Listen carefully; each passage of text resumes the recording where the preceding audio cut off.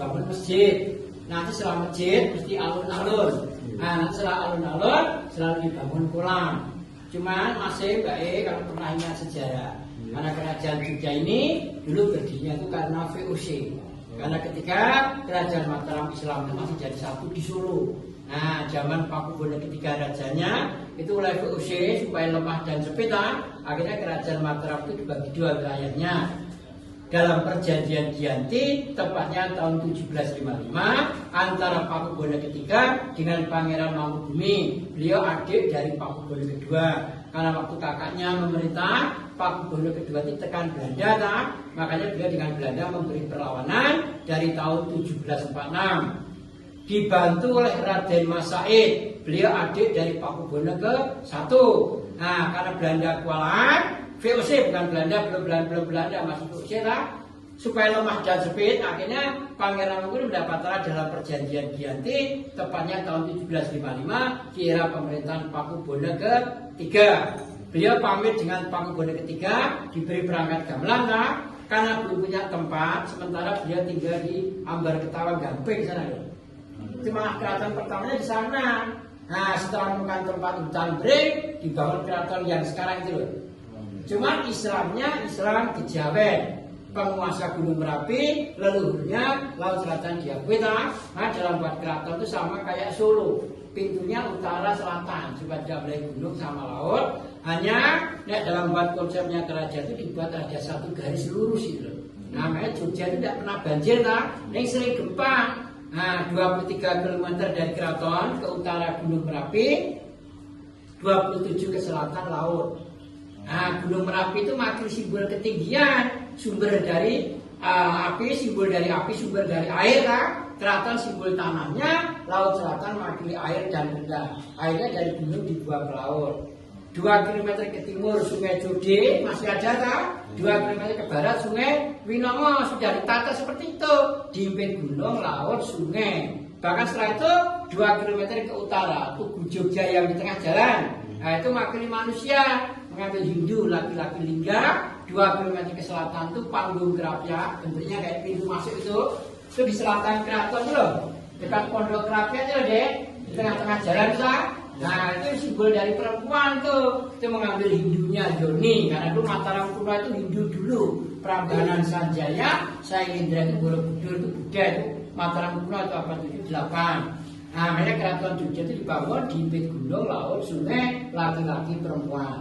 Makanya Yogyakarta dari kata ajaran budaya, simbolnya keraton Jogja itu bertemunya manusia dengan dunianya membentuk ajaran budaya. Sedang falsafah Jawa itu sangkan parane dumadi, dari orang itu lahir datang kembalinya ke tanah. Kalau dalam Arabnya ya habluminallah habluminana. 1755 dianggap selesai 1756 istilah Pangeran kan menambah gelar Sultan Hamengkubuwono Mataram Yogyakarta. Pernah masuk keraton belum? Kalau pernah masuk keraton, jalannya dari tata itu ada bangsal, manguntur, tangkir, sirmangan, itu dalamnya masih tanah-tanah. Nah, setelah itu dibangunlah masjid. Coba kalau adik ke Solo, di sana masjidnya Masjid Agung. Nah, Jogja juga Masjid Agung kan? Alun-alunnya juga 2, utara selatan.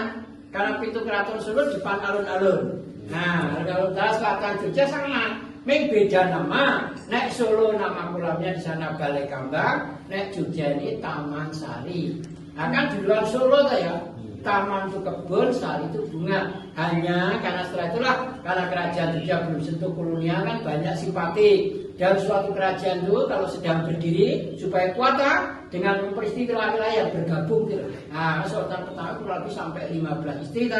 Nah, Taman Sari samping kolam dibangunlah ini juga tempat tinggal para istri-istrinya. Ini karena beliau seorang panglima perang, ke awalnya dia membutuhkan pertahanan. Nah, dalam buat Taman Sari ini sebelum rumah ini dulu kebun bunga taman 5 hektarnya danau. Yang sekarang tempat jadi pasar ngasem itu loh. Nah, itu diambil dari Sungai Winongo yang memikirkan kemudian dialirkan lewat Sungai Larangan yang tidak boleh untuk di situ tadi dibuang ke Sungai Jode. Nah, di dalam danau lah dibuat tempat tinggal para istri-istrinya, tempat sholat, tempat bertapa. Itu pengaruh dari Buddha. Dibangun 1758, dianggap selesai 1765, baru ini dipakai dari 1765. Dan karena beliau dalam buat keraton juga belum punya tempat tidur nah makanya taman tadi di samping kolam tempat tinggal para jeniat. Untuk sementara beliau buat tempat tinggal juga di sini. Ini yang namanya keraton memang tujuannya untuk pusat pemerintahan, tempat tinggal raja dan permaisuri. Nah, setiap sultan itu akhirnya merenovasi keraton dari Megah gitu. Nah, sampai sekarang keraton masih dipakai. Nah, kebetulan taman tadi dipakai itu hanya bertahan sampai sultan kedua. Setelah keraton, Taman Sari 1765 dianggap selesai, beliau melengkapi dibuat benteng keraton itu melingkarnya ada kurang lebih 2 km persegi. Ini sekarang depannya toko, belakang kampung itu sudah mau dibuka gitu. Nah nanti kalau di dalam benteng itu pohonnya beringin, karena beringin itu falsafah rajanya melindungi banyak orang. Cuman yang bagus itu pohonnya itu loh, sawo kecil itu. Tuh buahnya merah, bukan yang sopan Pak. Nah itu dari kata baik. Sawo kecil, nah itu nanti di dalam keraton. Karena apa? Juga dengan keraton Jolo Jogja supaya yang dipikirkan, yang dibicarakan yang cukup baik. Bunga kenanga itu supaya terkenang dengan suasana keraton. Satunya nanti cempaka itu kantil supaya terkantil-kantil dengan suasana keraton. Nah di luar benteng itu asem supaya tersencem, tanjung supaya tersanjung. Sudah ditata kayak gitu karena kerajaan yang terakhir itu loh. Setelah itu Jogja, Islam kalau Nabi Muhammad itu Jogja Solo sama sampai sekarang masih. Bahkan nanti kalau adik-adik masih menghadiri pesta pernikahan pakai adat keraton Solo Jogja, dirambut perempuan itu dikasih bunga kantil, nah, supaya suaminya kan terkantil terus. Itu sampai sepuluh mesti, nah, supaya nanti kamu lihat. Nah, cuman kalau dalam buat Taman Sari itu pintu utamanya itu deh, menghadap barat, maksudnya Mekah gitu loh. Ini tadi loh, ini dipakai hanya sampai Sultan kedua. Terus Taman Sari direnovasi pertama tahun 1907 dibuat wisata kayak gila. Di sana udah jadi banyak rumah penduduk. Mulai tahun 1974 sampai sekarang pintu utamanya dipindah dari sini. Nah, terus kemarin ini 2002 dari PBB tahun renovasinya dibawa ke laboratorium arkeologi kan belum ada semen, batu bakar gunung halo, pasir, kapur putih yang baru plasternya. Nah, ini kualitas semennya tidak sebar dulu, makanya banyak yang lupa berlumut loh. Nah, 2006 gempa yang pecah, Jogja itu porsinya gempa. Selama ini sebelum keluar tuh rajanya naik di atas tuh. Nah ini namanya Gapuro Panggil kan. Dia mantau keadaan, melihat putra-putra menari tempat nari. Ini dulu tempat gamelan musiknya, ini bangunan 4 itu. Namanya Gedung Sekawan. Terus yang tempat tiket itu namanya Gedung Temanten, itu yang dipakai untuk raja istirahat. Depannya pengunjung untuk menaruh minuman. Nah setelah itu keluarnya lewat sini.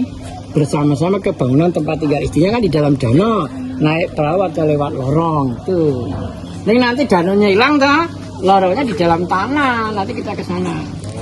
Makanya kalau pernah dengar ada lorong sampai laut selatan tuh lautnya di sini bukan laut Parangtritis. Nah ini deh makanya ini simbol Hindu ada perpaduan. Itu fungsinya untuk menolak roh halus tuh, makanya namanya Kalamakara.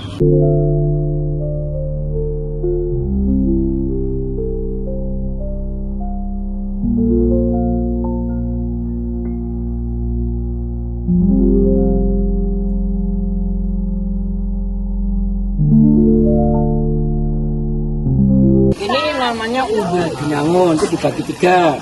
Yang di sini namanya Umbul Kawitan itu untuk mandinya putra-putra raja, yang laki-laki perempuan. Terus yang di tengah itu namanya Umbul Pamunjan, yang kono dulu untuk mandinya putri-putri itu para selir-selirnya. Nah nanti rajanya di atas, dia mantau keadaan situasi tak. Nanti kalau rajanya berkenan, salah satunya dipilih tak. Nanti yang dapat kehormatan itu mandinya berdua di sana. Nah, nanti ada kolam pribadi. Kalau nanti kaca besi itu yang bawa Belanda, yang menangkal ke kita. Ini sebenarnya untuk bakar dupa kemenyan itu pengaruh Hindu itu bakar-bakaran, pengaruh Buddha bertapa. Kemarin dibuat sangkar gini baru. Karena ini ada tulang begitu, tapi yang bentuknya kotak ini ada kayu, pusan gitu loh. Nah ini mas, bangunan itu panjangnya 70 meter. Lebarnya 50, tingginya 15 meter. Ini tempat tinggal istri yang 15. Tempat sholat, tempat bertapa, lorong. Ini danau dulu. Ini danau buatan karena tidak dulu dirasulkan ke 3 kali tertimur-timur tertutup kan. Nah ini kena gempa Merapi meletus 1867. Rusak termasuk Candi Prambanan, Candi Borobudur, termasuk Tugu Jogja itu aslinya tinggi itu roboh di depan Tugu ada Sultan itu sampai sekarang ini loh. Nah nanti kita ke sini dulu dari sini makan siang di sini dengan perahu atau lewat lorong, nanti pulang lewat lorong ini loh.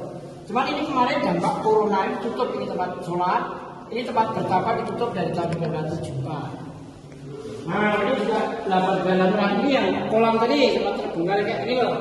Ini agak gempa kayak ini yang kolam tadi foto tadi kita tempat rusak ini loh.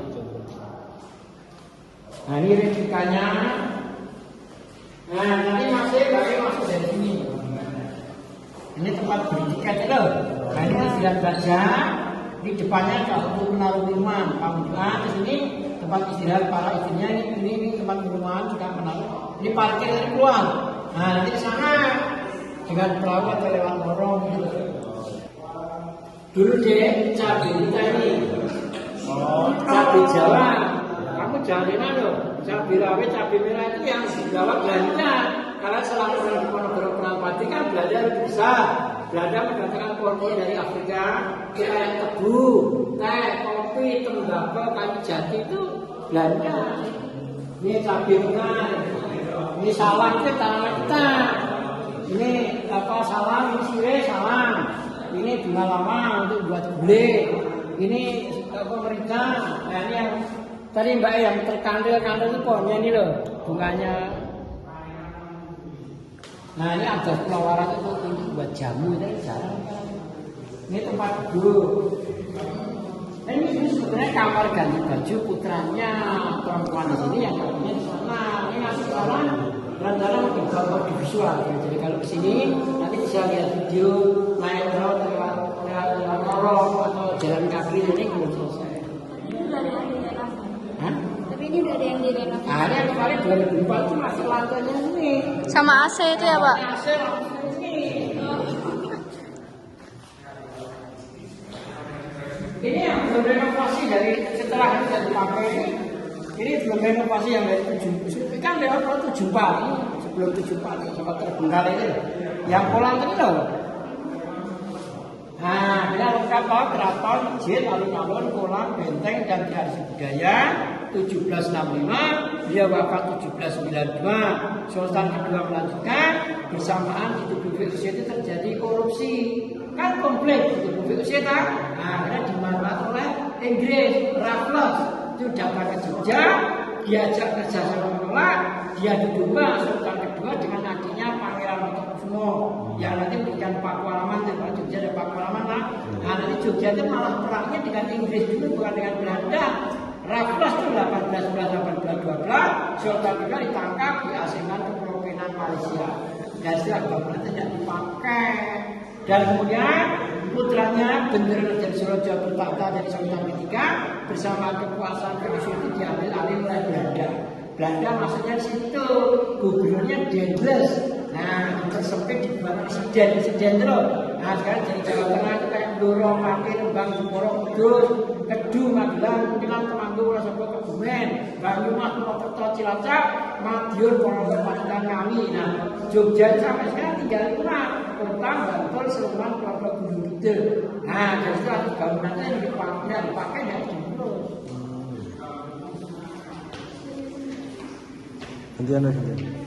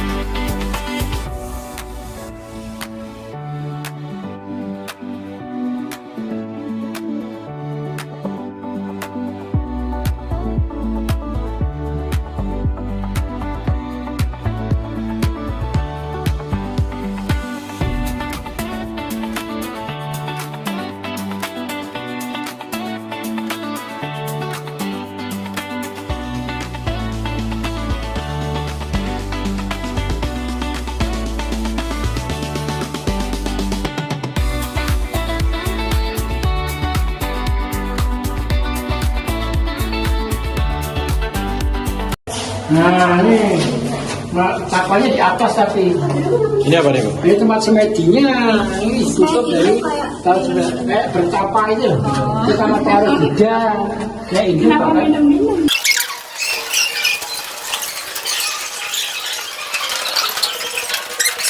Nah, oke. Tembok ini batas air yang selatan. Tuh kalau naik perahu dari sana, jalan lewat sini. Ini kebun dulu. Masih ada yang air.